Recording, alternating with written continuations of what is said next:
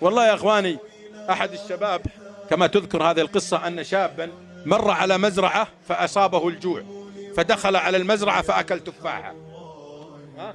أكل تفاحة، فلما خرج وذهب إلى البيت أنبه ضميره: آكل تفاحة لا تحل لي، ليه؟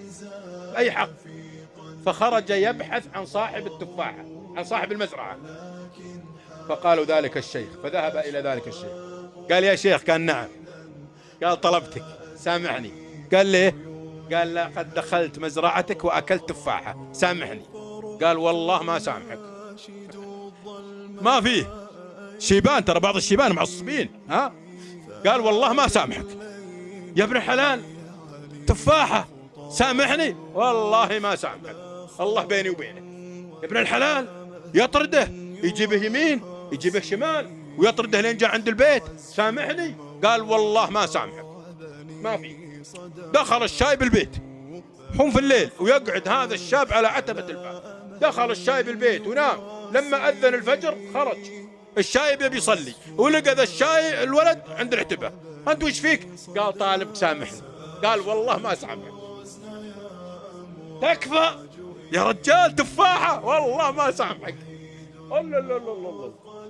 ويلحقه لين جاء عند المسجد، قال: خلنا ندخل نصلي. ويدخلون ويصلون، يوم يطلعوا من الصلاة ويمسك برقب: طالبك سامحني، والله ما سامحك إلا بشرط. قال: هات اللي تبي، بس سامحني. قال: ما أسامحك إلا أن تتزوج بنتي. قال: الله أكبر، أنت العلم وشو؟ قال: والله ما أسامحك لين تتزوج بنتي، لكن ترى بنتي عمياء وطرمة وصقها ومشلولة. قال: يا ليل، رحنا فيها عز الله، وإيش ذا المصيبة اللي جتنا، مشلولة وعمياء وصقها ورحنا فيها، وسبب تفاحة بنص ريال.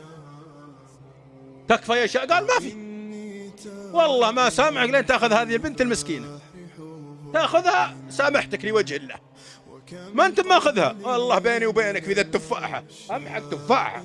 قال: تدري الله بس تسامحني. قال: أسامحك. قال: توكل على الله. ويعرس الرجال ويدخل عليها، يقول يوم دخل لها جالسة في الزاوية، يقول يوم اكشفت اللي يقول كأنها في القد قمر، يقول وتقوم وتمشي. قالت: تعال اقعد عندي هنا. قال: والله تمشي وتتكلم؟ تعال. تاخذه وتجلس جنبه. قالت: ترى أبي ما كذب عليك، أنا مشلولة ما أمشي إلى الحرام، وعميا لا أنظر إلى الحرام، وصقها ما أسمع الحرام، وطرما فعلا ما أتكلم في الحرام. هذه الصفات التي ذكر لك أبي فهي صحيحة، لكن المشكلة ليست هنا. المشكلة ليش أبوي ما اختار إلا أنت؟ يعني البنت ما تدري شو تساوي. ليش أبوي ما اختار إلا أنت؟ ليه؟ قال: روح اسأليه. وراحت وسألته، قالت: يبا أنت ليك اخترت هذا الشاب مسكين وحالته يعني فقير، ليش اخترت هذا الشاب؟ قال: يا بنتي، شاب يخاف الله في تفاحة، ألا يخاف الله في بنتي؟ سبحان الله يا أخوان. هنا الوقر، إذا وقر الخوف من الله في قلبي وقلبك انتهت المشاكل كلها.